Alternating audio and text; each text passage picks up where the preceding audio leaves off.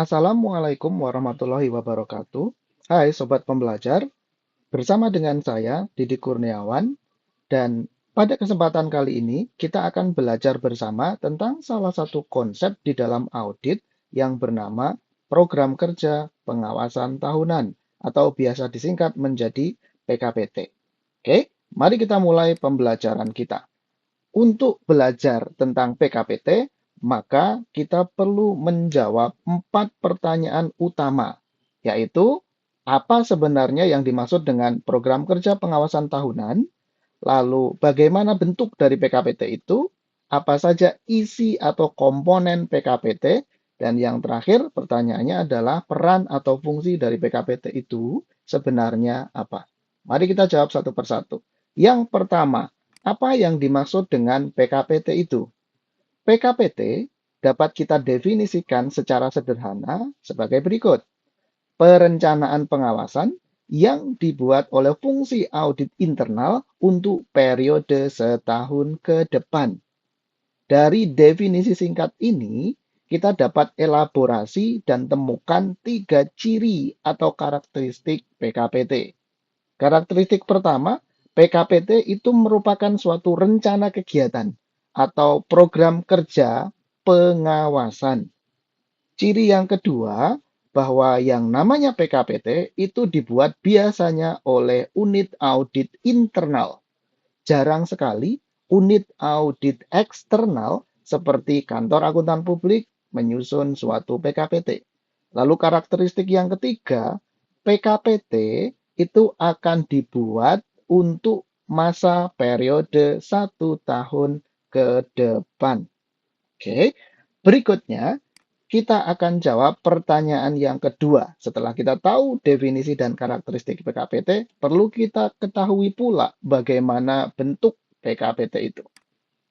Bentuk PKPT dapat kita bagi menjadi 2 bagian, bagian atas dan bagian bawah. Bagian yang atas ini merupakan bagian heading atau judul yang berisi informasi mengenai unit audit internal yang menyusun PKPT ini. Lalu bagian inti dari PKPT ada di bagian yang bawah ini, yang terdiri dari 5 kolom ini. Kolom pertama berisi tentang rincian kegiatan yang akan dilakukan oleh suatu unit audit internal selama 1 tahun ke depan, mulai dari Januari, Februari, hingga sampai dengan Desember tentunya.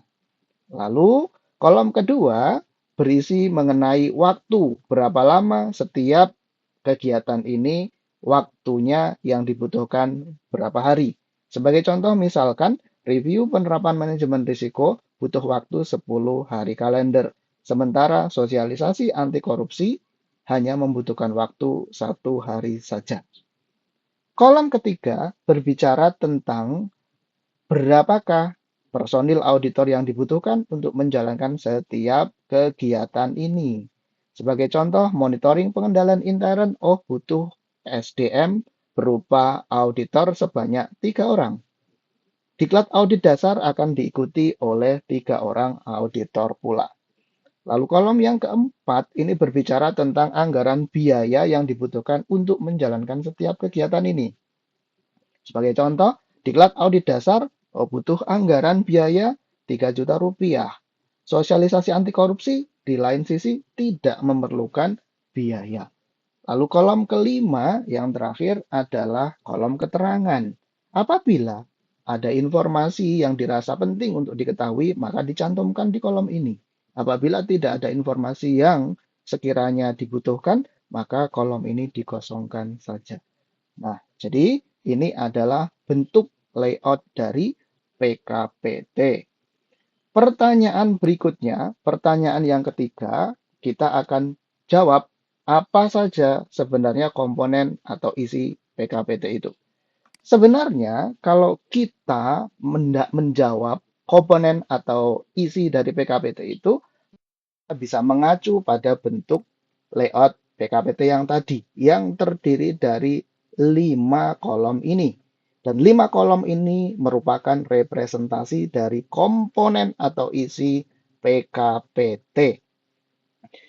Di sini kolom ini ada 5 kolom, yaitu kolom kegiatannya apa, waktunya kapan, auditornya berapa, anggaran biayanya berapa, dan kolom keterangan. Sehingga dapat kita simpulkan bahwa ada 5 komponen isi PKPT, yaitu satu, program kerja. Apa yang akan dijalankan, lalu kapan proker tersebut akan dijalankan, siapa auditor yang akan menjalankan setiap program kerja tersebut, berapakah anggaran biaya yang dibutuhkan untuk menjalankan setiap proker tersebut, dan yang terakhir, informasi penting berkenaan dengan setiap program kerja tersebut. Berikutnya, kita akan jawab pertanyaan terakhir, yaitu fungsi peran PKPT itu sebenarnya apa? Mengapa suatu PKPT harus dibuat? Lagi-lagi, untuk menjawab pertanyaan ini, kita merefer saja kepada 5 kolom ini di dalam PKPT. Dan dari 5 kolom ini, kalau kita sederhanakan, ada 4 kolom utama, yaitu kolom kegiatannya apa, waktunya kapan, auditornya siapa, jumlahnya berapa, dan anggaran biayanya berapa. Nah, dari situ maka dapat kita simpulkan sebenarnya ada 4 peran atau fungsi yang diemban oleh suatu PKPT. Yang pertama, fungsi perencanaan kerja setahun. Nah, ini ada di kolom yang pertama tadi, yaitu kolom kegiatannya apa saja yang akan dijalankan selama 1 tahun ke depan. Lalu, yang kedua, fungsi manajemen waktu. Itu tertera di kolom yang kedua. Waktu yang dibutuhkan untuk menjalankan setiap kegiatan ini berapa lama.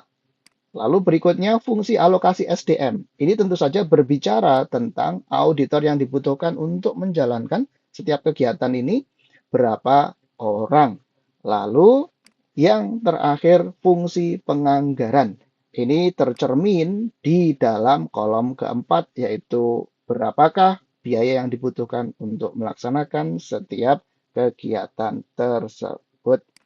Oke, dari sini kita sudah jelas ya, bahwa ada 4 reason, alasan kenapa kok suatu audit internal unit itu harus membuat PKPT. Oke, dari sini kita sudah belajar tentang PKPT. Secara singkat, kita harap ilmu yang kita dapat bisa bermanfaat dan bernilai ibadah di sisi Allah Subhanahu wa Ta'ala. Terima kasih. Wassalamualaikum warahmatullahi wabarakatuh.